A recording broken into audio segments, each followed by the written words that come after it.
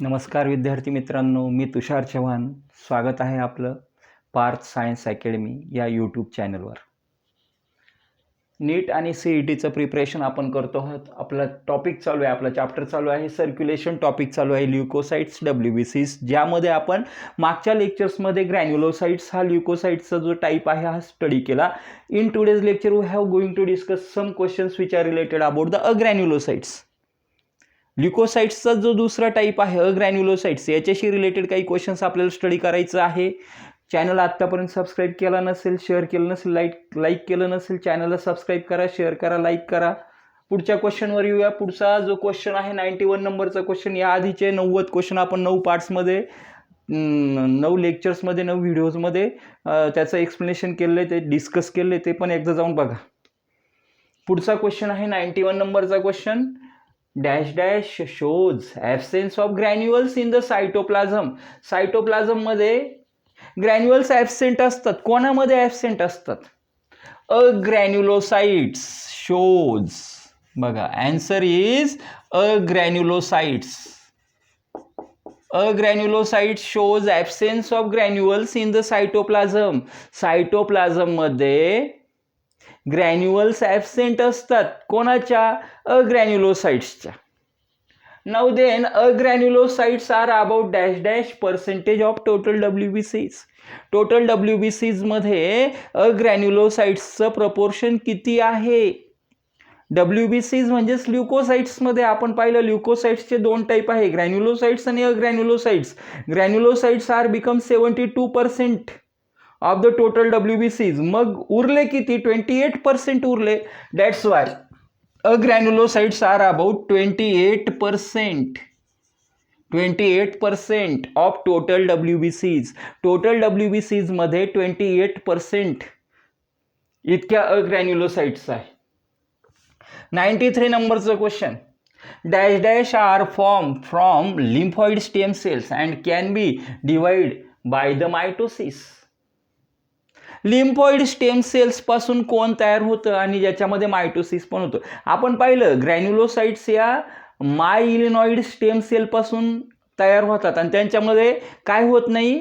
त्यांच्यामध्ये मायटोसिस होत नाही. Once they form they can not divide again.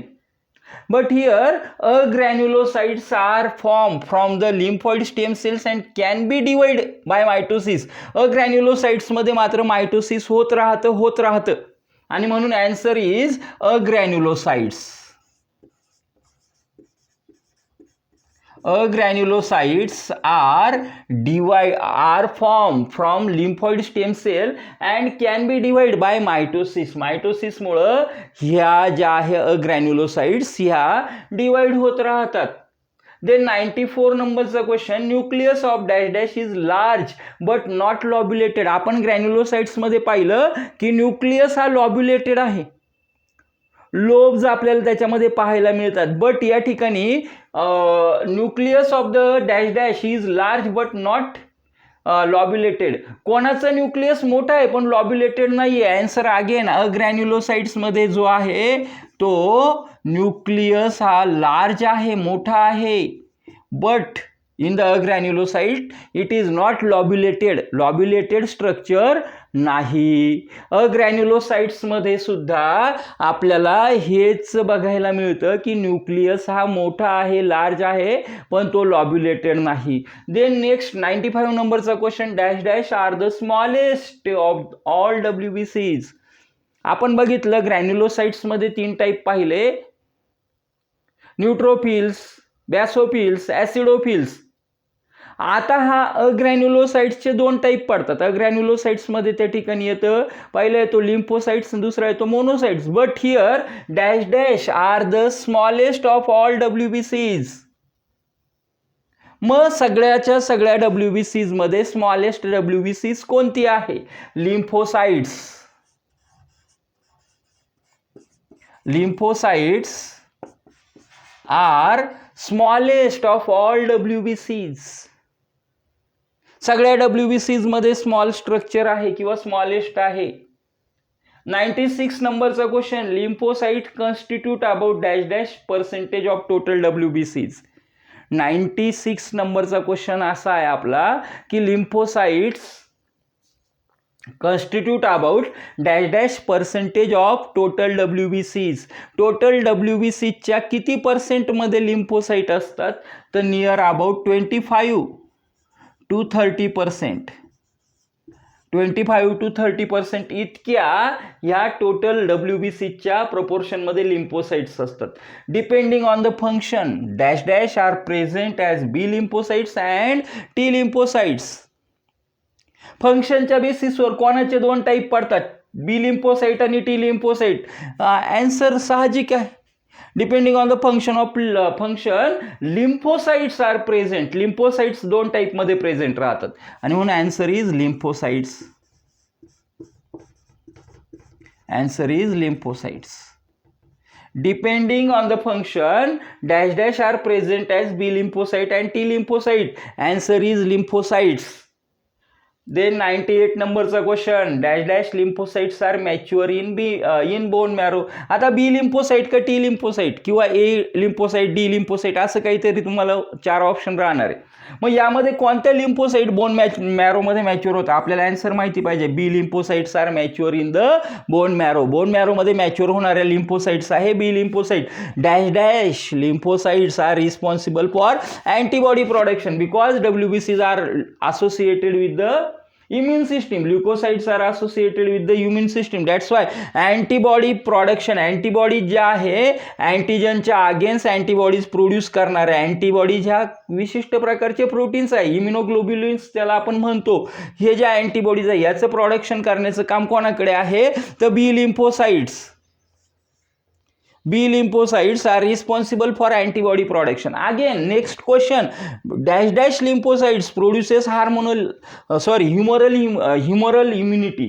Answer is B lymphocytes. B lymphocytes produces again humoral immunity. Humoral immunity produce करण्याचं काम कोणाचं आहे? B lymphocytes आहे.